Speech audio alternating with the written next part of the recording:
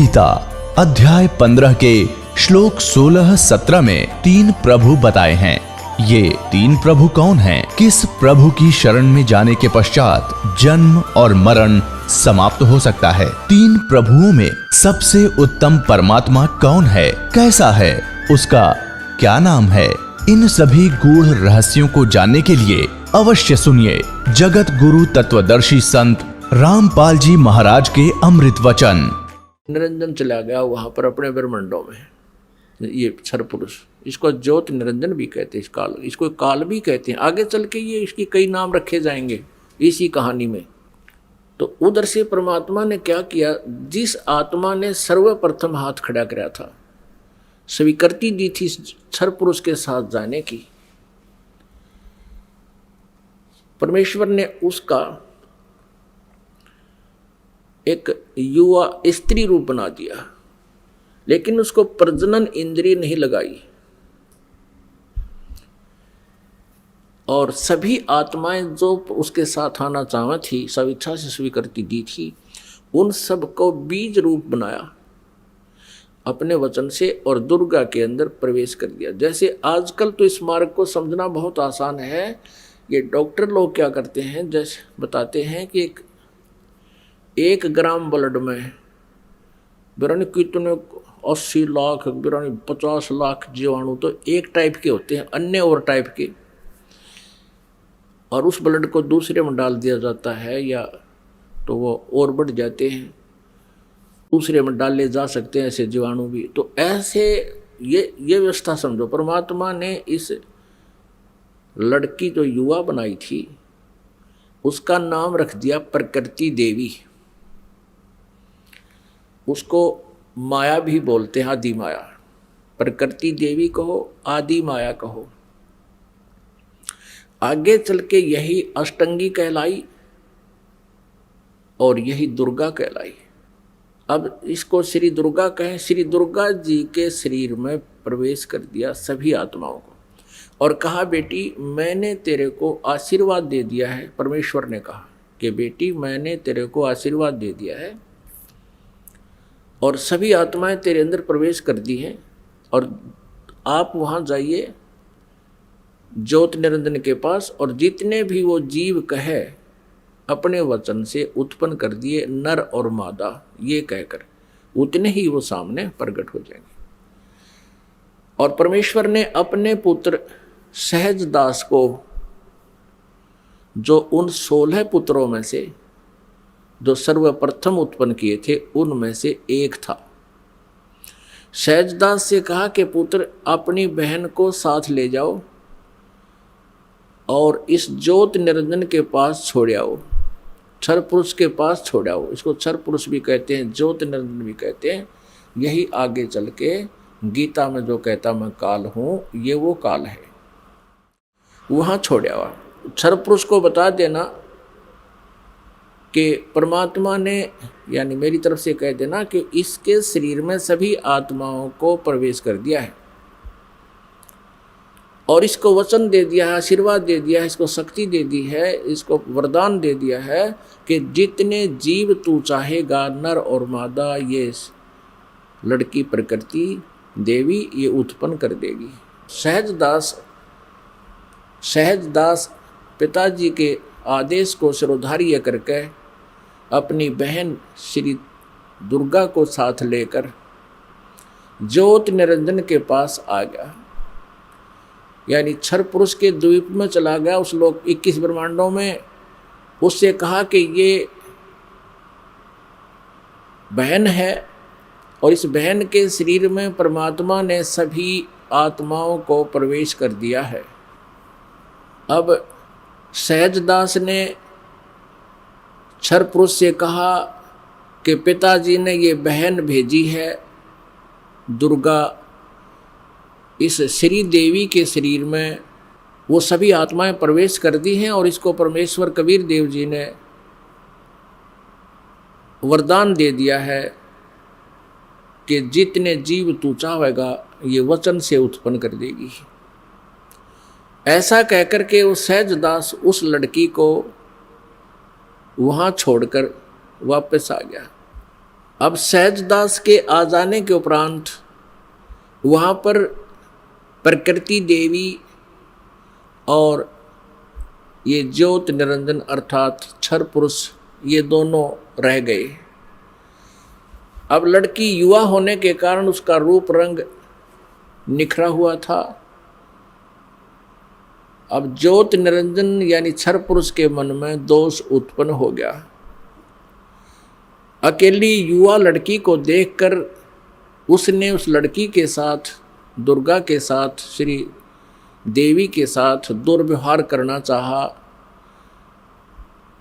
तो प्रकृति देवी ने बार बार कहा कि ज्योत निरंजन तू ऐसा कर्म ना कर, मैं आपकी बहन हूँ, आप मेरे बड़े भाई हो।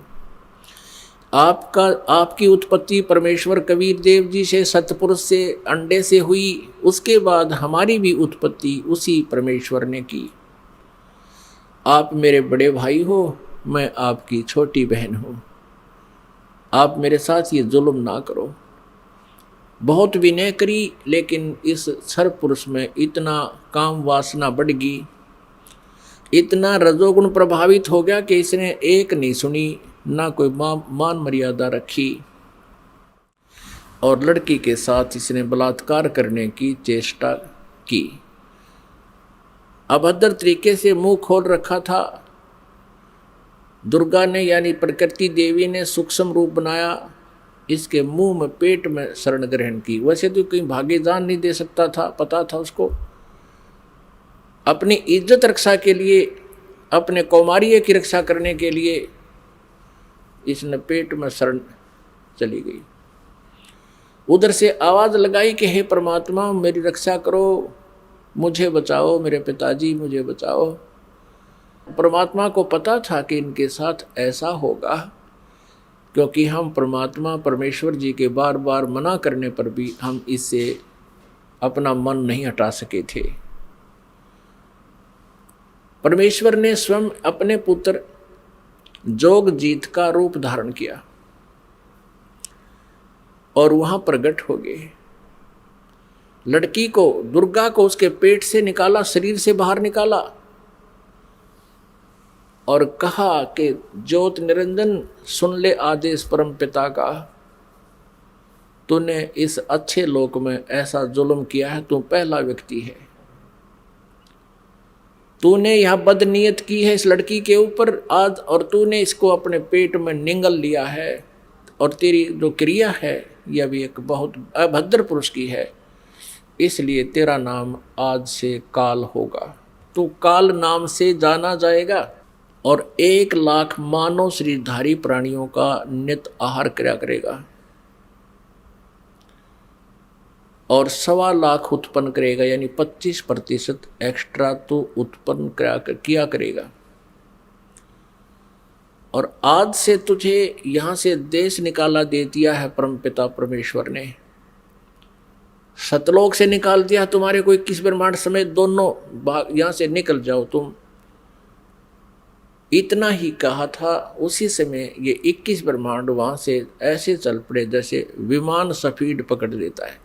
और इस प्रकृति देवी से, दुर्गा से परमात्मा ने कहा कि बेटी तुमने अपने पैर पे आप कवाड़ा मारा है, अब तुम सब इच्छा से इसके साथ जा रहे हो और पिताजी के दिल से तुम उतर गई, क्योंकि वहाँ परमात्मा अपना रूप बदले हुए खड़े थे। अब तुम यहाँ नहीं रह सकते।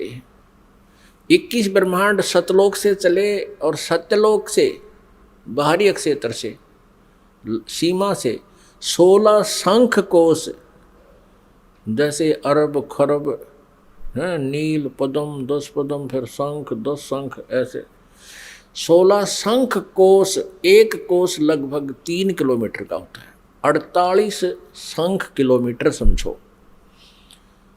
ये 21 ब्रह्मांड आगे। अब ज्योत निरंजन ने सोचा कि जो मेरे साथ होना था वो तो हो चुका है और मैं यहाँ का फुल फ्लैज हो गया, इंडिपेंडेंट हूँ, अब अपनी मर्जी चलाऊंगा। इसने फिर से उस दुर्गा के साथ दुर्व्यवहार शुरू किया, श्री देवी के साथ। श्री देवी ने, दुर्गा ने फिर कहा कि ज्योति निरंजन यानी क्षर पुरुष, तू आंख खोल ले। देखो, परमात्मा ने मुझे शक्ति दी है, वर्ड पावर दी है, शब्द शक्ति दी है। मैं वचन से जितने जीव तू कहेगा मैं उत्पन्न कर दूंगी तेरे यहाँ संसार के लिए। तू ये मैथुन सृष्टि प्रारंभ मत कर। लेकिन ये नहीं माना। दुर्गा ने फिर याचना की कि देख, पहले तो तू मेरा बड़ा भाई, मैं तेरी छोटी बहन, और दूसरे मैं तेरे पेट से निकलकर तेरे शरीर से बाहर आई हूं, मैं तेरी पुत्री होगी। तू किसी नाते की तो लाज रख ले। लेकिन इस ज्योति निरंजन क्षर पुरुष ने उसकी एक नहीं सुनी। तो उसमें परमात्मा ने इस लड़की को प्रजनन इंद्रिय नहीं लगाई थी। फिर इस काल ने, ज्योति निरंजन ने, ये तप से सिद्धियां भी आ जाती हैं, अपनी सिद्धि शक्ति से प्रजनन इंद्रिय बनाई। दुर्गा से बाई फोर्स विवाह किया और फिर इन 3 पुत्रों की उत्पत्ति हुई। रजगुण युक्त ब्रह्मा जी, सतगुण युक्त विष्णु जी, तमगुण युक्त शिव जी। इन तीनों को एक एक गुण युक्त कर दिया। एक एक गुण युक्त कैसे किया? इस काल ने एक ब्रह्मांड के ऊपर टॉप मोस्ट प्लेस पर, शिखर में एक गुप्त स्थान बना रखा है। उस गुप्त स्थान में दुर्गा और इस काल के अतिरिक्त कोई नहीं जा सकता। तो वहां इसने 3 स्थान बना रखे हैं। उस गुप्त स्थान पर, गुप्त क्षेत्र में 3 स्थान बना रखे हैं। एक रजोगुण प्रधान क्षेत्र, एक सतोगुण प्रधान क्षेत्र, एक तमोगुण प्रधान क्षेत्र। जैसे किसी मकान में 3 कमरे हों, 3 कक्ष, एक कक्ष में अश्लील चित्र लगे हों और दूसरे में साधु संत फकीरों के, महापुरुषों के चित्र लगे हों और तीसरे में सूरवीरों के, शहीदों के चित्र लगे हों। जिसमें व्यक्ति उन अश्लील चित्र लगे हुए कक्ष में प्रवेश करेगा तो वहां जाकर उसका स्वभाव वैसा ही बन जाएगा, बट नेचुरल है। और फिर वो जाएगा उस जहां साधु संत फकीरों के चित्र लगे हैं, उसमें जाता है तो उसका एकदम विचार भाव बहुत ही विनम्र हो जाता है और भाव बदल जाते हैं। ऐसे ही जब वो जिस कक्ष में सूरवीरों के, शहीदों के चित्र लगे हैं तो वहां जाते ही उसका अपने आप मनोबल उसी प्रकार का हो जाता है, स्वभाव बन जाता है। तो ठीक इसी प्रकार इन तीनों पुत्रों को रजगुण युक्त ब्रह्मा जी को जब कैसे बनाया कि दुर्गा को अपनी पत्नी रूप में, इस श्री देवी को पत्नी रूप में रखा। जब ये रजोगुण प्रधान क्षेत्र में निवास करने लगे तो उस समय इस क्षर पुरुष ने, ज्योति निरंजन ने अपने 5 मुख बना लिए और वहां रहने लगे। इन दोनों के संयोग से जो पुत्र उत्पन्न हुआ वो पंचमुखी हो गया। और जब तक वो उस रजोगुण प्रधान क्षेत्र में रहे, इन दोनों का मनोभाव ऐसा ही बना रहा, जिस कारण से वो सभी गुण ब्रह्मा जी में प्रवेश कर गए। और फिर बचपन से ही ब्रह्मा जी को इन्होंने कोमा में कर दिया, परवरिश जारी रखी। जैसे देखा है, एक बता रहा था जी 10 वर्ष से एक लड़का कोमा में है, एक व्यक्ति का कोमा में, एक पाइप के द्वारा उसमें आहार पेट में भेज देते हैं। तो ऐसे रखते हैं, ये कोमा में रखते हैं, युवा होने पर इनको सचेत कर देते हैं। अब दूसरे क्षेत्र जो सतोगुण प्रधान क्षेत्र है उसमें ये काल विष्णु रूप बना लेता है, ये क्षर पुरुष, और अपनी पत्नी दुर्गा को वहां रखता है महालक्ष्मी रूप बना के। इन दोनों के संयोग से सतोगुण प्रधान क्षेत्र में जो पुत्र उत्पन्न होता है वो वैसा ही सतोगुण युक्त हो जाता है। और फिर विष्णु जी को भी ऐसे ही ये कोमा में रखते हैं, युवा होने पर इसको भी सचेत कर देते हैं। फिर ये तीसरे तमोगुण प्रधान क्षेत्र में चले जाते हैं। कौन? ये क्षर पुरुष और दुर्गा। अब श्री देवी का वहाँ रूप पार्वती जैसा बना लेते हैं और स्वयं ये शिव रूप बना लेता है। जैसे शिव जी का आप रूप देखते हो ऐसा ही तो शिव रूप बना लेता है, और उस तमोगुण प्रधान क्षेत्र में रहते हैं, वहाँ इनके संयोग से जो पुत्र उत्पन्न होता है वो ऑटोमेटिकली तमगुण युक्त हो जाता है। और जब वो पुत्र बड़ा होता है उससे पहले उसको कोमा में रखते हैं, उसी तरह युवा होने पर उनको सचेत कर देते हैं। जब ये युवा हो जाते हैं तीनों को इकट्ठा कर देते हैं। इकट्ठा करके फिर ये काल क्या कहता है, जब ये तीनों पुत्र युवा हो गए और कार्य करने योग्य हो गए, सृष्टि की स्थिति ये संभालने योग्य हो गए, तब इस काल ने, क्षर ब्रह्म ने, क्षर पुरुष ने कहा अपनी पत्नी दुर्गा से कि आज के बाद मैं किसी के समक्ष अपने ओरिजिनल वास्तविक रूप में नहीं आऊँगा, ये मेरी प्रतिज्ञा है। और आप जाओ नीचे इन लोकों में, 21 ब्रह्मांडों में, और संभालो सारी सृष्टि को। अब दुर्गा ने कहा कि ज्योति निरंजन मैं तेरे बस पड़ गई हूँ, अपने पैर पे मैंने आपको कुल्हाड़ा मार रखा है, कुल्हाड़ी मार ली, अब तू जैसे नाच नचाएगा मुझे नाचना पड़ेगा। एक बात बता, मैं स्त्री अकेली कैसे इतने लंबे चौड़े ब्रह्मांड को चलाऊंगी? आप मेरे साथ रहोगे तो मुझे सहयोग मिलेगा। तब उसने कहा कि मैं गुप्त रहूँगा, कभी किसी के समक्ष नहीं आऊँगा, अपनी योग माया से छुपा रहूँगा, लेकिन मैं तेरा सहयोग पल पल पर देता रहूँगा। तू तो केवल निमित्त मात्र होगी, जो भी कुछ करूँगा मैं अपना आप करूँगा, मेरे कर्म अलौकिक होंगे। इतना कहकर दुर्गा को इन तीनों पुत्रों के पास भेज दिया। दुर्गा ने इन तीनों को सचेत किया, एक स्थान पर इकट्ठा कर दिया प्रेरणा कर करके। तब इनसे कहा कि तुम तीनों कार्य करो अपना अपना, ब्रह्मा सृष्टि उत्पत्ति और विष्णु सतिथि और शिव संहार करो। तब इन्होंने कहा कि माता कहीं स्थान तो है ही नहीं, सब जल ही जल है, हम कहाँ रहेंगे। इनको वहाँ समुद्र के अंदर, अक्षीर समुद्र में रखा हुआ था। तब दुर्गा ने कहा कि तुम चलो तीनों विमान में बैठो। इनको बहुत कुछ दिखाया, ऊपर के लोक लाख दिखाए सारे। फिर इन तीनों को की 3 राजधानियां बना रखी हैं, एक शिवपुरी, एक विष्णुपुरी और एक ब्रह्मापुरी। शिवलोक कहो से शिवपुरी कहो, ब्रह्मापुरी को से ब्रह्मालोक कहो, और विष्णुपुरी को से विष्णुलोक कहो। इनको तीनों को एक एक लोक में भेज दिया, अपनी नारी स्थान दे दिए। फिर इनसे कहा कि तीनों से कहा कि जाओ तुम सागर मंथन करो। आदेश दुर्गा को देता है ये ब्रह्म सरपुरुष क्षर ब्रह्म, और दुर्गा इन बच्चों से कह देती है कि जाओ तुम सागर मंथन करो। आगे से काल ने सब व्यवस्था कर रखी थी। प्रथम बार जो सागर मंथन हुआ, इस काल ने क्या किया कि अपने श्वासों से 4 वेद छुपा दिए उसमें समुद्र में।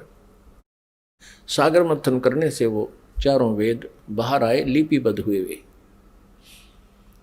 जैसे दूध का प्रारूप कुछ होता है, उसमें जामन लगा देते हैं, दही बनती है, दही को रिड़कते हैं तो मक्खन का कुछ और ही प्रारूप होता, फिर दोबारा लस्सी में नहीं मिल सकता। तो इस प्रकार वो 4 वेद अपने आप बहुत सुंदर कमल के फूलों पर रखे हुए आए। ब्रह्मा ने 4 उठा लिए। अब वो वेद लेकर आए तो दुर्गा ने, आकाशवाणी काल ने बता दिया था कि ब्रह्मा को कहो ये वेद पढ़े, और मैं उसको अंदर से प्रेरणा कर करके कुछ अर्थ बताऊंगा।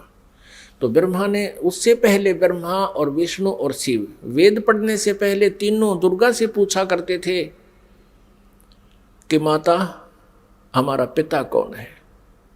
दुर्गा को काल ने मना कर दिया था कि तुम मेरा भेद नहीं बताओगी। उसी समय ये कह दिया था कि तुम मेरे बारे में किसी को नहीं बताएगी, नहीं तो तेरी खैर नहीं है। अब उस काल के डर से, ज्योति निरंजन क्षर पुरुष के डर से दुर्गा ने सब भेद गुप्त रखा। अपने पुत्रों को बताया, बेटा तुम्हारा कोई पिता नहीं, मैं ही तुम्हारी माता हूँ, मैं ही तुम्हारा पिता हूँ, मैं ही सारी सृष्टि की रचनहार हूँ। तो बच्चों ने मान लिया जैसे माँ बताती है। जब ब्रह्मा जी ने वेदों को पढ़ा, उसमें देखा कि सृष्टि रचनहार तो कोई और है, वो परम अक्षर ब्रह्म है। ब्रह्मा ने पूछा माता ये वेद कैसे मिले हमारे को? दुर्गा ने कहा ये भगवान ने दिए हैं भाई, ये गॉड गिवन है। अच्छा, तो फिर ब्रह्मा ने कहा माता वेदों में लिखा है कि परमात्मा साकार है, मनुष्य सदृश है, सह शरीर है, और आप कह रही हो कि तुम्हारा कोई पिता नहीं। वेदों में लिखा कि उसी ने सब कुछ, सबकी रचना की है, सबका रचनहार है, कुल का मालिक है। तो अब वेद झूठे नहीं हो सकते क्योंकि गॉड गिवन बता रही आप। अब दुर्गा फंस गई, अपना आत्मा कितनी झूठ बोल ले, सच्चाई ऊपर आए बिना रहा नहीं करती। कहते हैं चोर चुरावे तुमड़ी गाड्डे पानी में, वह गाड्डे वह ऊपर आवे, में सच्चाई छनी नहीं।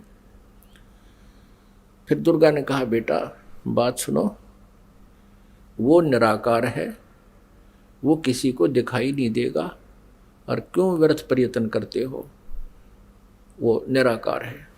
अब ब्रह्मा ने कहा माता अब आपकी बातों पर मुझे अविश्वास हो गया। पहले तो मैं आपकी प्रत्येक बात को सिरोधार्य करता था, सत्य मानता था, लेकिन आज आपकी बात में फर्क पड़ गया।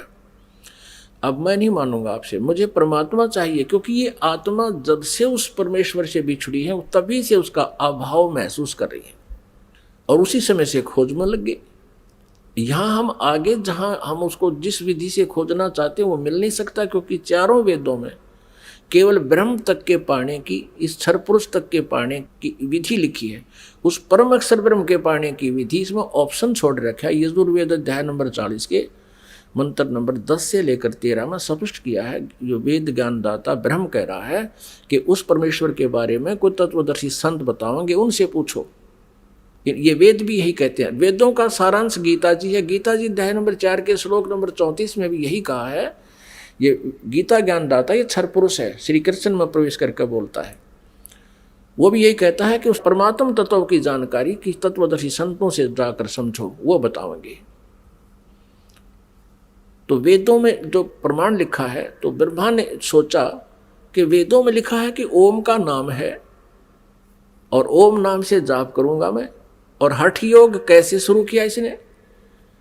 अब वेदों में हठ योग करना नहीं लिखा, जैसे तप करते हैं ये ऋषि महर्षि, ये नहीं लिखा कहीं पर भी। लेकिन वो तप कहाँ से ग्रहण किया? इस तप वाला जो हठ योग की साधना कहाँ से ग्रहण करी ब्रह्मा ने? ब्रह्मा जी जब उत्पन्न हुआ, श्री विष्णु जी के नाभि से कमल निकला और उसके ऊपर ये बैठे विराजमान पाया अपने आप को। काफी समय तक उस डंठल को पकड़कर नीचे उतरा, ऊपर नीचे घूमा, कहीं और छोर नहीं मिला, तो वापस उस कमल के फूल पर आकर विराजमान हो गया। तब आकाशवाणी करी क्षर पुरुष ने, ज्योति निरंजन ने, कि तप करो तप करो। अब ब्रह्मा ने वो आकाशवाणी परमेश्वर की मान कर तप शुरू कर दिया। जब इसने 1000 वर्ष तक तप कर लिया, फिर आकाशवाणी हुई कि सृष्टि करो। अब तप से बैटरी चार्ज होगी। तो अब ब्रह्मा जी ने सोचा वेदों में जो लिखा है ये भी भगवान की वाणी, और जो मैंने सुना हुआ भी भगवान की वाणी। अब वेदों में जो ज्ञान है वो परमेश्वर परम अक्षर ब्रह्म का दिया हुआ है। 5 वेद दिए थे परमेश्वर ने इस क्षर पुरुष को, इसके अंतःकरण में फीड कर दिए थे। अब जैसे किसी अंतःकरण में फीड कर दिए तो समय रख दिया परमात्मा ने, उसके बाद वो अपने आप बाहर आने थे वो बाहर, 5 आगे। लेकिन इसने देखा पढ़ करके 5वें वेद में बहुत जानकारी थी परमपिता की, सत्य पुरुष की, परम अक्षर ब्रह्म की। इसने उसको नष्ट कर दिया और 4 वेद दे दिए। अब चारों वेदों को ब्रह्मा जी ने पढ़ा तो कहा माता इसमें ओम नाम लिखा है और मैं परमात्मा को पाऊंगा। दुर्गा ने कहा कि यदि तेरा पिता तुझे नहीं मिला, तू कहाँ जा रहा है, तो तू क्या करेगा भाई अगर तेरे को तेरा पिता नहीं मिला, क्योंकि उसने प्रतिज्ञा कर रखी है तुम्हें दर्शन नहीं देगा। ब्रह्मा ने कहा कि मैं तुझे अपनी शकल नहीं दिखाऊंगा यदि भगवान नहीं मिला, क्योंकि वेदों में लिखा ओम, यजुर्वेद अध्याय नंबर 40 के मंत्र नंबर 15 में स्पष्ट किया कि ओम कर्तु समर कल्वे समर कर्तुम समर। इसलिए ये ओम नाम है क्षर पुरुष का, ब्रह्म तक का, क्षर ब्रह्म का। और परम अक्षर ब्रह्म के बारे में वेदों में ज्ञान नहीं है साधना का, लेकिन उसकी महिमा बहुत लिखी है। तीन वेदों को पढ़ने वालों ने परमात्मा की महिमा तो पूर्ण परमात्मा वाली ग्रहण कर ली और साधना इस ब्रह्म वाली कर ली। जानकारी परम अक्षर ब्रह्म की अधिक है, जिसको परम अक्षर ब्रह्म कहते हैं, सत्पुरुष भी कहते हैं। लेकिन उसके पाने का मेथड नहीं है, वे ऑफ वर्शिप नहीं है। वे ऑफ वर्शिप यानी पूजा की विधि केवल ब्रह्म तक की है, वो ओम नाम है। गीता जी अध्याय नंबर 17 के श्लोक नंबर 23 में तीन मंत्र के जाप का प्रावधान है। ओम तत्सत इति निर्देश है ब्रह्मण त्रिविध समर्थ है। और गीता जी अध्याय नंबर 15 के श्लोक नंबर 1 से 4 में और 16 और 17 में विस्तार से विवरण दिया गया है कि इस संसार रूपी वृक्ष की तना कौन है, जड़ कौन है और शाखा कौन है, डार कौन है, पत्ते क्या है। इनको जो जानता है वो तत्वदर्शी संत है। और उसमें 16 और 17 श्लोक में 15वें अध्याय के गीता जी में सरपुरुष, अक्षर पुरुष और परम अक्षर ब्रह्म यानी उस उत्तम पुरुष है तू अन्य, इन सरपुरुष और अक्षर पुरुष से कोई अन्य है, वो परम अक्षर ब्रह्म है। गीता जी अध्याय नंबर 8 के श्लोक नंबर 1 में अर्जुन ने पूछा कि आप जी ने जो अध्याय नंबर 7 के मंत्र 29 में जिस तत्ब्रह्म के बारे में कहा प्रभु वो किम तत्ब्रह्म, उसका उत्तर गीता ज्ञानदाता ने 8वें अध्याय के 3रे श्लोक में दिया है कि वो परम अक्षर ब्रह्म है और वही सबका सृष्टि रचनहार है। तीनों लोकों में प्रवेश करके सबका धारण पोषण करता है, 15वें अध्याय के 17वें श्लोक में स्पष्ट किया है। तो वो परम अक्षर ब्रह्म है। उसकी जानकारी वेदों में पाने की नहीं है, वो तो तत्वदर्शी संत बताएगा, ये दास बताएगा, परमात्मा ने भेजा है उस इसी उद्देश्य से। वो ना होने से ब्रह्मा जी ने ओम नाम का जाप किया, 4 युग तक समाधि लगा के हठ योग भी किया। तब दुर्गा ने अपने वचन से एक लड़की उत्पन्न की और उससे कहा कि बेटी आप जाओ और ब्रह्मा को जो समाधिस्थ है उसको उठाओ और कहो कि आपको माता याद कर रही है, तेरे बिना सृष्टि नहीं रची जा रही। अब 4 युग जब बीत गए, आकाशवाणी की दुर्गा को सरपुरुष ने कि दुर्गा सृष्टि रचो। दुर्गा ने कहा, प्रकृति देवी ने कहा कि आपका ज्येष्ठ पुत्र आपकी खोज में गया है, मेरे मना करते करते भी गया है।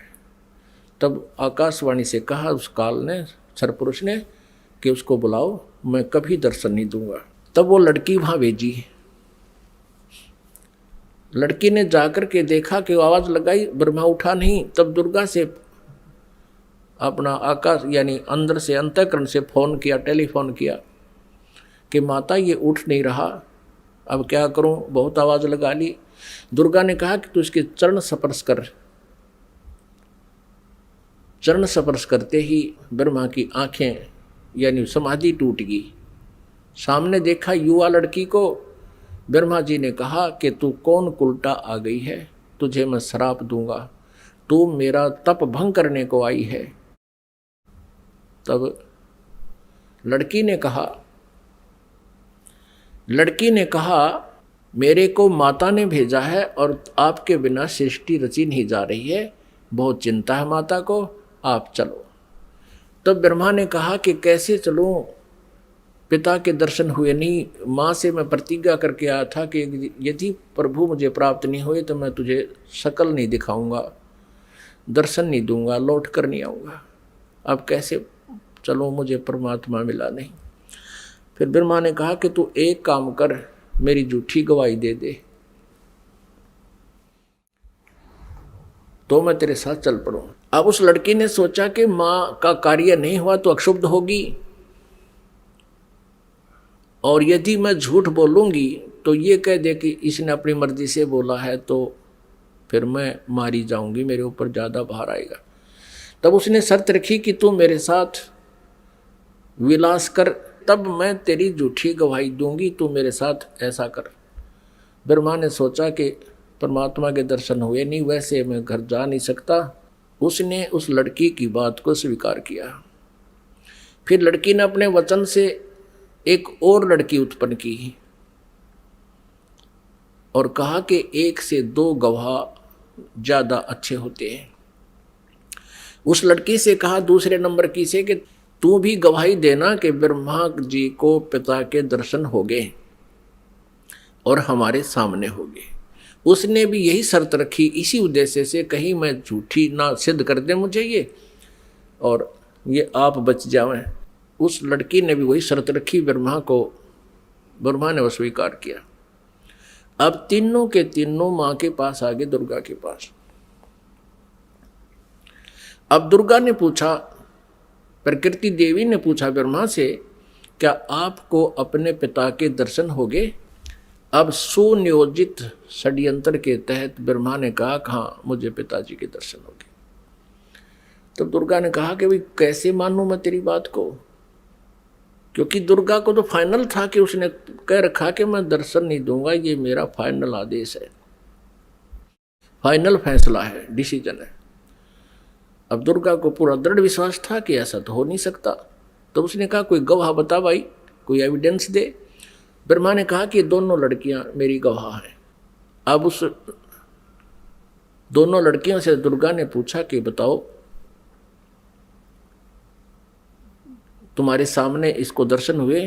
हाँ। दोनों ने झूठी गवाही दे दी कि हमारे सामने इसको ब्रह्मा जी को भगवान ने दर्शन दिए हैं, मनुष्य दृश्य है।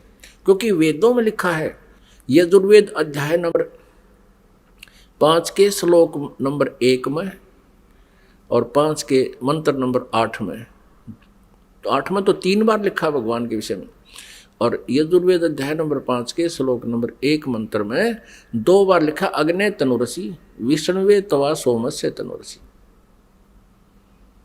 परमात्मा सहशरीर है।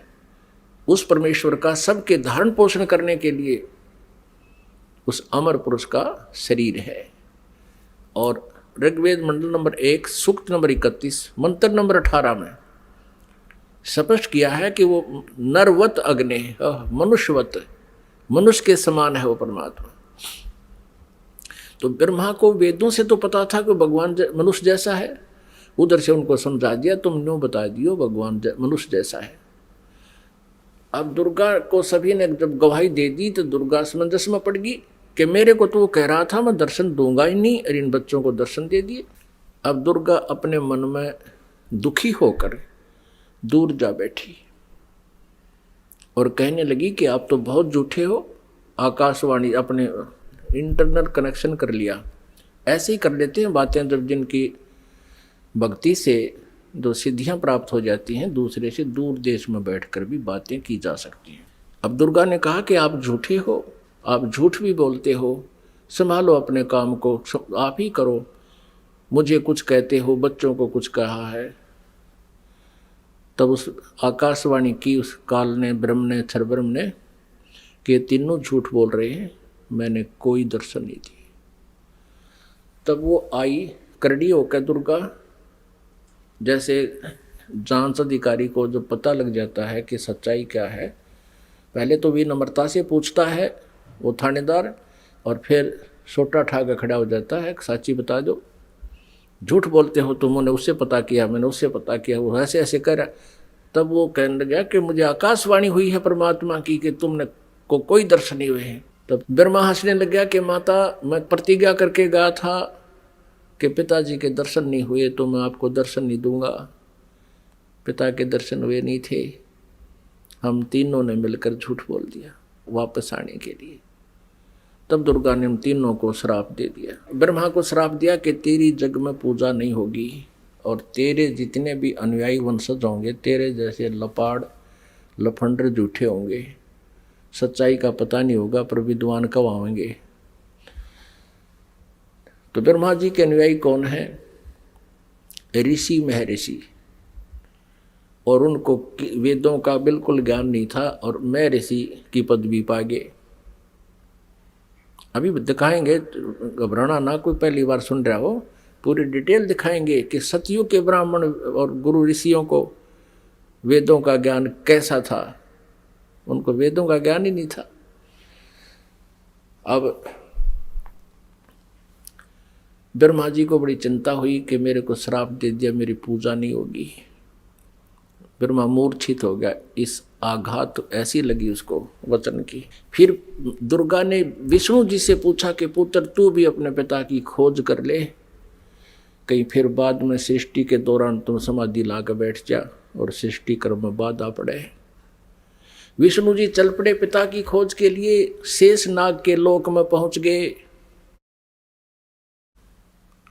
अपने आत्माओं, प्रत्येक प्राणी ने अपनी जुरिडिक्शन कायम कर रखी है, सीमा कायम कर रखी है। जोटे ने भैंसे नापनी कर रखी है, जब दूसरा भैंसा आ जाता लड़ मरा उसके साथ। कुत्ते ने अपनी सीमा बांट रखी है। ऐसे ही जो ही शेष नाग के लोक में विष्णु जी ने प्रवेश किया, तो शेष नाग ने सोचा कि तेरे लोक में, तेरी जुरिडिक्शन में ये कैसे आ रहा है निर्भय होकर के, इसको किसी का खौफ नहीं, मैं यहाँ का सम्राट हूं। अब जो ही विष्णु जी निकट आए तो उसने 1000 फन ऐसे फैला लिए शेष नाग ने, और 1000 फनों से विष का फुहारा छोड़ दिया। जैसे धुंध हो जाती है, ऐसे विष्णु जी के चारों तरफ उस विष के फुहारे की धुंध होगी, और श्री विष्णु जी के शरीर पर, पूरे शरीर पर ऐसा पेंट हो गया काला, उस विष से काला शरीर हो गया। अब विष्णु जी ने देखा कि इस नाग ने ये क्या कर दिया, मैंने इसको कुछ कहा नहीं, आगंतुक के साथ ये ऐसा दुर्व्यवहार करता है, मैंने इसको कुछ कहा नहीं, कोई इसको हानि पहुंचाई नहीं, मैं तो अपना कोई किसी खोज में आया था और इसका इतना दिमाग खराब है। अब विष्णु जी ने सोचा कि ला इसको खत्म कर देता हूँ, इस नाग कीड़े को। जो ही शेष नाग को मारने के लिए आगे को चले विष्णु जी, आकाशवाणी की उस ब्रह्म ने, क्षर पुरुष ने, इनके पिता ने, कि विष्णु तुम ऐसे एक दूसरे को मारते रहोगे तो सृष्टि कैसे चलेगी, तुम वापस जाओ, और कहीं पर मैं कभी किसी के सामने नहीं आऊंगा, मैं दर्शन नहीं दूंगा किसी को, मेरी उपलब्धि कोई नहीं कर सकता। और जाके अपनी माता को सच सच बता दे कि मुझे दर्शन नहीं हुए।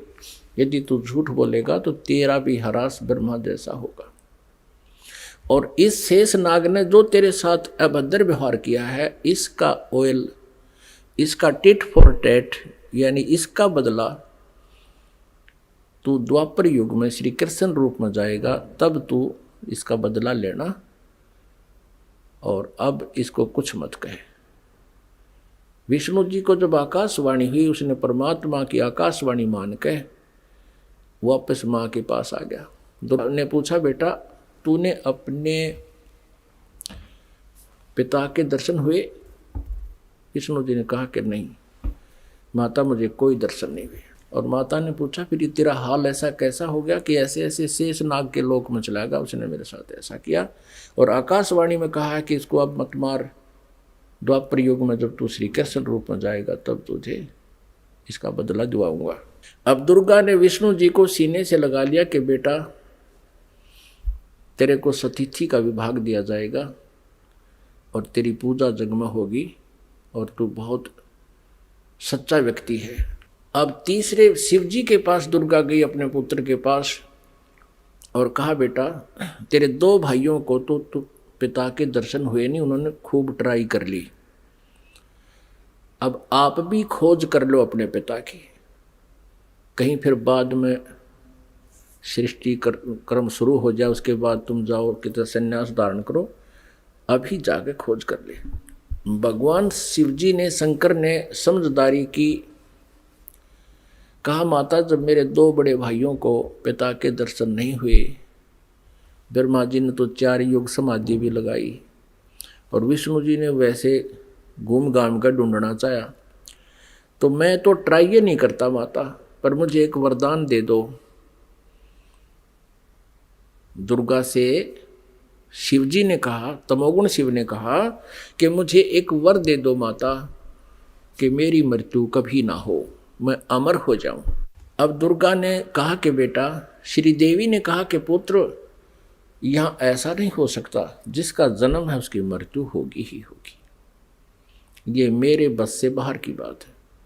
लेकिन मैं तुझे एक विधि बताती हूँ जिससे तेरी आयु सबसे अधिक हो जाएगी। तो भगवान शिव ने कहा कि माता वही कृपा कर दो।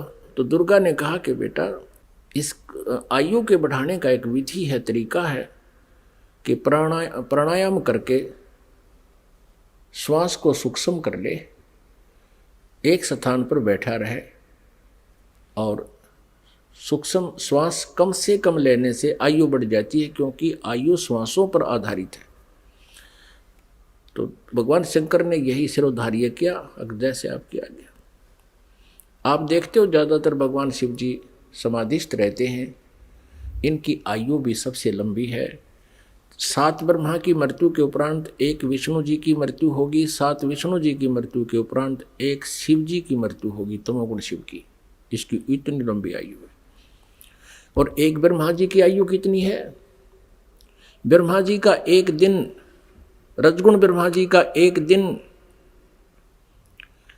1000 चतुर्युग का होता है। और इतनी ही रात्रि, एक चतुर्युग में कितने वर्ष हैं हमारे मनुष्यों के? 43,20,000 वर्ष एक चतुर्युग में। ऐसे ऐसे 1000 चतुर्युग का ब्रह्मा जी का दिन और इतनी ही रात्रि। 30 दिन रात का महीना, 12 महीने का एक वर्ष और 100 वर्ष की ब्रह्मा जी की आयु। इससे 7 गुना विष्णु जी की, सतगुण विष्णु जी की, और विष्णु जी से 7 गुना तम गुण शिव जी की। इतनी लंबी आयु होगी। फिर इन तीनों पुत्रों का दुर्गा ने विवाह करना चाहा। आकाशवाणी की उस काल ब्रह्म ने, सरपुरुष ने दुर्गा जी से कि दुर्गा तो इन तीनों बच्चों को पुनः सागर मंथर पर भेज दे और वहां इनका विवाह करने के लिए तू ही 3 रूप बना करके 3 लड़कियों के रूप से निकलना। अब श्री देवी ने 3 रूप बनाए, गुप्त, और समुद्र में छुपा दिए। उधर से तीनों पुत्रों से कहा कि जाओ बेटा तुम सागर मंथन करो। उधर से ये काल सब व्यवस्था कर देता है। इन्होंने जाकर के सागर मंथन दूसरी बार किया तो 3 लड़कियां बाहर आई। अब माता ने कहा था बेटा जो पहले निकले उसकी पहचान कर लेना, अलग अलग। दूसरी बार जो निकले उसकी पहचान तीसरे के। तो तीनों ने आगे पीछे कर लिया, उनको मां के पास ले आए। दुर्गा ने पूछा पहले कौन सी निकली थी? कि ये वाली। उसका नाम सावित्री रख दिया और ब्रह्मा से कहा कि ये तेरी पत्नी रूप में होगी। दूसरी को कहा तेरा नाम लक्ष्मी होगा और विष्णु जी से उसका विवाह कर दिया। और तीसरी से कहा कि तेरा नाम उमा होगा और उसका विवाह शिव जी से कर दिया। अब यहां से इस एक ब्रह्मांड में काल सृष्टि प्रारंभ हुई। इस क्षर पुरुष का परिवार प्रारंभ हुआ।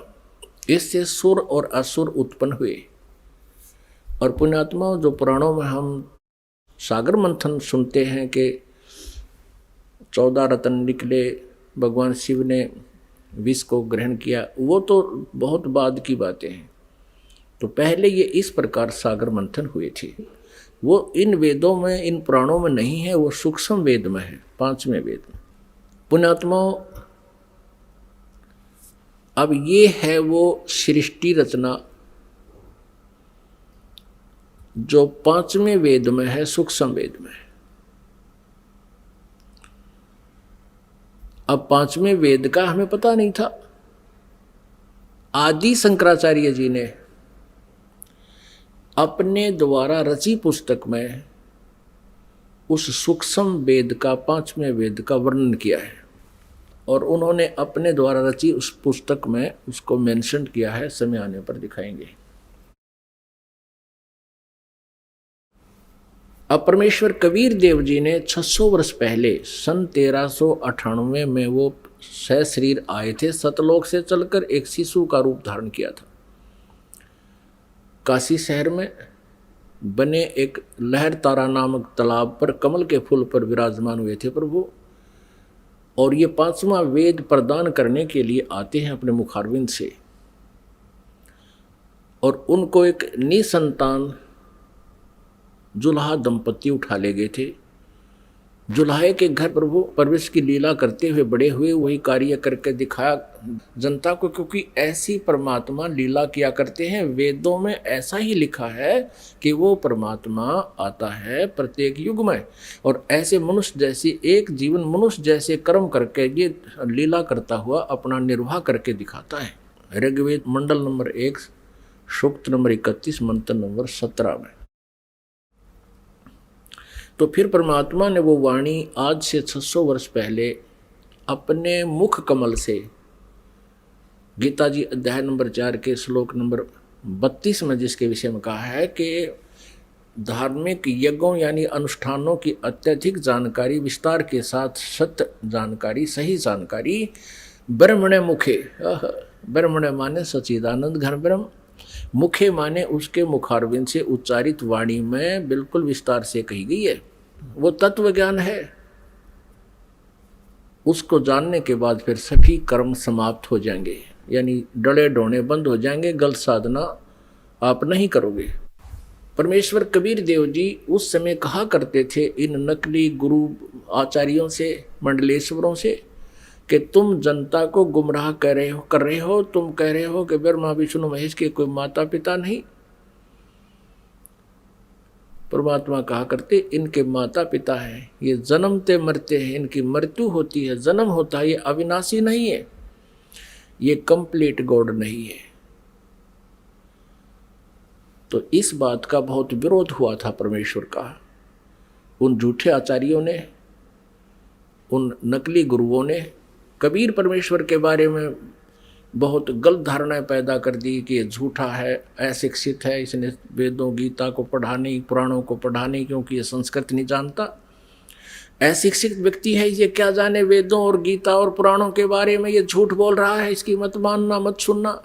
उस समय तो हम धोखा खा गए जनता वाले, क्योंकि हमारे आचार्य जो हैं, जो गुरु लोग थे, ब्राह्मण ऋषि थे, वो संस्कृत भाषा जानते थे। तो हमने ये सोचा कि ये सभी सदग्रंथ संस्कृत भाषा में विद्यमान है, लिखे हैं, तो कबीर जी संस्कृत नहीं जानते, क्योंकि ये किसी ब्राह्मण के पास पढ़े नहीं, इसलिए कबीर जी झूठ बोल रहे होंगे। ये हमारे गुरु, ये आचार्य, ये सत्य कह रहे हैं, इसलिए परमेश्वर के उस ज्ञान को हमने स्वीकारा नहीं, और उसी का खामियाना आज तक भुगत रहे हैं। हम भक्ति भी कर रहे हैं लेकिन शास्त्र विरुद्ध कर रहे हैं। हमें ज्ञान भी प्राप्त है, वो परमात्मा का ज्ञान नहीं है। आज से 600 वर्ष पहले परमात्मा ने अपने सच्चिदानंद घन ब्रह्म की वाणी में क्या बोला था, क्या बताया था। जैसे ऋग्वेद मंडल नंबर 9 सूक्त नंबर 86 मंत्र 26 और 27 में, ऋग्वेद मंडल नंबर 9 सूक्त नंबर 82 मंत्र 1, 2, 3 में, ऋग्वेद मंडल नंबर 9 सूक्त नंबर 20 मंत्र 1 में, ऋग्वेद मंडल नंबर 9 सूक्त नंबर 96 के मंत्र नंबर 16 से 21 तक, उसमें कहा कि परमात्मा सतलोक से चलकर आता है। ऋग्वेद मंडल नंबर 9 सूक्त नंबर 1 मंत्र नंबर 8 और 9 में स्पष्ट किया परमात्मा कि वो शिशु रूप धारण करता है, और जब वो शिशु रूप में आता है परमात्मा, तो उसकी परवरिश की लीला कुंवारी गायों से होती है, और वो परमात्मा तत्व ज्ञान, यथार्थ ज्ञान को बताने के लिए अपनी प्यारी आत्माओं को मिलता है, श्रेष्ठ वर्णीय आत्माओं को, श्रेष्ठ आत्माओं को मिलता है, उनको फिर तत्व ज्ञान से परिपूर्ण करता है।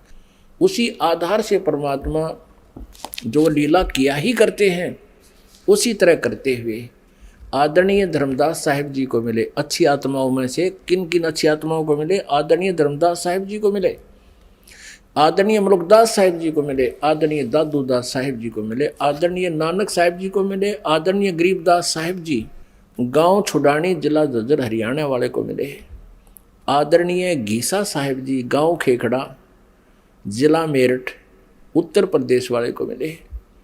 तो वो परमात्मा के गुणों में लिखा है कि वो ऐसा करते हैं, वेद भी गवाही दे रहे हैं। उसी आधार से परमात्मा धर्मदास साहिब जी को मिले थे, जो बांधवगढ़ के रहने वाले थे, मथुरा में गए हुए थे भगवान की खोज में। वहाँ परमात्मा ने कहा था इन तीर्थों पर भगवान नहीं है, भगवान आपके सदग्रंथों में लिखी हुई विधि से प्राप्त होगा।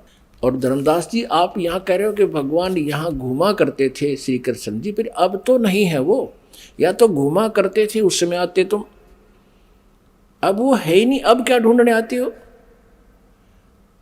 आपके सदग्रंथों में लिखे हैं, उन सदग्रंथों से ढूंढो। क्या बताया भगवान ने? धर्मदास ये जग बोरा न, कोई न जाने पद निर्वाण, यही कारण मैं कथा पसारा, जग से कहिए वो राम नियारा। परमेश्वर कबीर देव जी ने ये सृष्टि रचना धर्मदास जी को सुनाई थी, आदरणीय धर्मदास साहब जी को। परम पूज्य परमेश्वर कबीर जी ने जो कथा दास ने आपको सुनाई, यही कथा आदरणीय धर्मदास साहब जी को सुना रखी थी, उसमें से दास ने आपको सुनाया। अब ये उनकी सच्चिदानंद घन ब्रह्म की वाणी में लिपिबद्ध है, कबीर सागर में लिखा है, उससे पढ़कर सुना रहा हूँ आपको। वो कबीर वाणी कहलाती है, सच्चिदानंद घन ब्रह्म की वाणी कहलाती है, जिसके विषय में गीता जी अध्याय नंबर 4 के श्लोक नंबर 32 में कहा है कि वो सच्चिदानंद घन ब्रह्म की मुखारविंद से उतरित उस अमर वाणी में, कबीर वाणी में लिखा है। धर्मदास ये जग बोरा न, कोई न जान पद निर्वाणा, यही कारण मैं कथा पसारा, जग से कहिए वो राम नियारा। यही ज्ञान जग जीव सुनावो, सब जीवों का भरम नसावो, अब मैं तुमसे कहूँ चिताई, त्रिदेवन की उत्पत्ति भाई। इन तीनों देवताओं की उत्पत्ति मैं तुम्हें बताता हूँ, परमेश्वर कहते हैं कबीर जी। परम पूज्य कबीर परमेश्वर जी क्या बता रहे हैं कि अब मैं तुझे तुम्हारे तीनों देवताओं की उत्पत्ति बताता हूँ। पुण्यात्माओं, 600 वर्ष पहले परमात्मा ने यह ज्ञान अपनी सच्चिदानंद घन ब्रह्म की वाणी में लिखा, बोला, वो लिखा गया। और यही अभी आपको रूबरू कराएंगे पुराणों में और वेदों में, गीता जी में। आप दांतों तले उंगली दबाओगे कि सचमुच है भगवान ने हमारे को कैसा मूर्ख बना रखा था नकली आचार्यों ने, गुरुओं ने। हमें हमारे सिलेबस से भी परिचित नहीं कराया इन अध्यात्मिक गुरुओं ने। हमारा सिलेबस है, हमारे सदग्रंथ है, इनके विरुद्ध जो ज्ञान सुना जाता है वो शास्त्र सिलेबस के विरुद्ध है, शास्त्र विरुद्ध है। अब मैं तुमसे कहूँ चिताई, त्रिदेवन की उत्पत्ति भाई, कुछ संक्षेप कहूँ गौराई, सब संशय तुमरे मिट जाई। कहते थोड़े से समय में संक्षेप में बताऊंगा, उससे मैं सारे संशय दूर हो जाएंगे। ज्ञानी सुने सो हृदय लगाई, मूर्ख सुने तो गम ना पाई। इस ज्ञान को जो बुद्धिमान व्यक्ति सुनेंगे, इस कथा को, तो हृदय से लगाएंगे कि सचमुच सही है, और प्रमाण देखेंगे अपने सदग्रंथों में, पुराणों में और वेदों और गीता जी में। बुद्धिमान तो हृदय से लगाएगा कि सचमुच यही बात है, हमें पता नहीं लगा। और मूर्ख सुने तो गम नहीं पाई, माने वो नहीं समझ सकेगा, वो तो अनाड़ी आदमी है, प्रमाण देखकर भी नहीं मानना, तो अनाड़ी व्यक्ति है। ज्ञानी सुने सो हृदय लगाई, मूर्ख सुने तो गम ना पाई।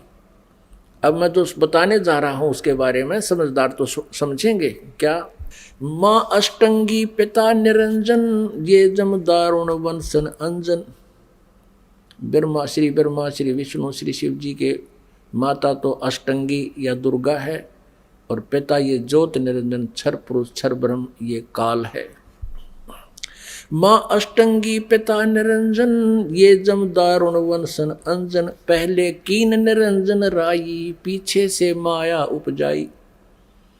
पहले तो कहते हैं ज्योत निरंजन क्षर ब्रह्म का अंडे से जन्म हुआ, उत्पत्ति हुई परमात्मा से ही, और पीछे से दुर्गा की उत्पत्ति की परमेश्वर ने ही, परम अक्षर ब्रह्म ने, सतपुरुष कबीर साहब ने। तो फिर क्या बताते हैं, पहले कीन निरंजन राई, पीछे से माया उपजाई। माया दुर्गा को कहते हैं। माया रूप देख अति शोभा, देव निरंजन तन मन लोभा। दुर्गा के सुंदर रूप को देखकर इसके अंदर विषय वासना प्रभावित होगी, प्रबल होगी। कामदेव धर्मराय सताए, देवी को तुरंत धर खाए। क्या बताते हैं कि इस काल के अंदर उत्तेजना उत्पन्न होगी और दुर्गा इसके मुंह में चली गई। इसने बुरी तरह अभद्र तरीके से आलिंगनबद्ध करने के लिए हाथ फैला रखे थे और किस करने के लिए मुंह पाड़ रखा था। पागल की तरह। दुर्गा इसके मुंह से चली गई अंदर पेट में। पेट से देवी करी पुकारा, हे साहब मेरा करो उभारा। टेर सुनी तब हम ता आए, अष्टंगी का बंध छुड़वाए। परमात्मा कहते धर्मदास जी फिर मैं वहां गया दुर्गा के पास, जो पेट में थी उसके बाहर निकाला मैंने इसको। सतलोक में कीन्या दुराचारी, काल निरंजन दीन्या नकारी। माया समेत दिया भगाई, 16 शंख कोस दूरी पर आई। अष्टंगी और ये काल अब दोई, मंद कर्म से गए बिगोई। धर्मराय को हिकमत कीन्या, नख रेखा से भग कर लीना। इस काल को धर्मराय भी कहते हैं। इसने कसम खाई थी, प्रतिज्ञा की थी भगवान के सामने। परमात्मा ने कहा था तू इन आत्माओं ने दुखी करेगा। ये बोला नहीं जी, जो जिसे कर्म करेगा उसे फल दूंगा। मैं कति धर्म का राज करूंगा, इसलिए धर्मराज कहलाया। लेकिन यहाँ कहलाता धर्मराज है, करता सारा न्याय है। धर्मराज मीन न्यायाधीश। अब ये काल वैसे तो न्यायाधीश कहलाता है और करता सारे न्याय। तो परमात्मा कहते निरंजन धन तेरा दरबार, जहाँ तनिक नहीं न्याय विचार। अब क्या बताते हैं, धर्मराय को हिकमत की ना, नख रेखा से भग कर लीना। कहते दुर्गा के प्रजनन इंद्री इसने अपनी सिद्धि शक्ति से बना ली। ज्योत निरंजन किन्ने भोग बिलासा, माया को रही तब आशा। दुर्गा प्रेग्नेंट होगी। 3 पुत्र अष्टंगी जाए, ब्रह्मा विष्णु शिव नाम धराए। ओए होए, ये परमात्मा परमेश्वर ने स्वयं आकर के ये सारा अपने द्वारा रची हुई सृष्टि का सारा ज्ञान बताया, विधान दिया 600 वर्ष पहले। और यही आज हमारे पुराणों में आपके रूबरू कराएंगे, देखना आप हैरान रह जाओगे। 3 पुत्र अष्टंगी जाए, ब्रह्मा विष्णु शिव नाम धराए। 3 पुत्रों का जन्म होया दुर्गा से। इनका ब्रह्मा विष्णु और शिव नाम धरे गए। 3 देव विस्तार चलावे, इनमें यो जग धोखा खावे। ये तीनों देवता इस काल के एक ब्रह्मांड का संचालन कर रहे हैं और इन्हीं को सर्वेश्वर मान के ये जग धोखा खा रहा है। 3 लोक अपने सुत दीन्या, सुन निरंजन बासालीन्या। 3 लोक, पृथ्वी लोक, स्वर्ग लोक और नीचे पाताल लोक, ये तीनों लोग अपने पुत्रों को देखकर ये स्वयं शून्य में, शिखर में, एकांत स्थान पर गुप्त रहता है। गीता जी अध्याय नंबर 7 के श्लोक नंबर 24 और 25 में स्वयं कहता है, श्री कृष्ण में बोल रहा है ये काल प्रवेश करके, कहता है ये मूर्ख समुदाय मुझे उस अव्यक्त को व्यक्तिम आपनम मन्यते, मुझे मनुष्य शरीर में आया हुआ मानते हैं, कृष्ण मान रहे, मैं आई एम नॉट कृष्ण। और ये कहता है कि मैं कभी किसी के समक्ष नहीं आता, ये मेरा अनुत्तम यानी घटिया नियम है मेरा। अब जो भगवान, अब जो पिता पुत्रों के भी सामने नहीं आता, उनसे भी छुप के रहता है, तो उसमें कोई दोष है, वो अच्छा नियम नहीं है उसका। इसलिए यह अनुत्तम घटिया अटल नियम लिखा, ये मेरा अटल नियम है, अविनाशी नियम है। और फिर कहता है कि मैं अपनी योग माया से छुपा रहता हूँ। इसे सीधे कहीं पर आकार में है, अव्यक्त है। अव्यक्त का अर्थ निराकार नहीं होता। जैसे बादल छा जाते हैं सूर्य के सामने तो वो हमें दिखाई नहीं देता, उसका कुछ रोशनी अवश्य थोड़ी बहुत महसूस सी होती है फिर भी, लेकिन वो हमें दिखाई नहीं देता। वो बादलों से पार अव्यक्त है, वहाँ पर साकार है। जब दिखाई देते ही वो बादल हटते ही वो साकार है।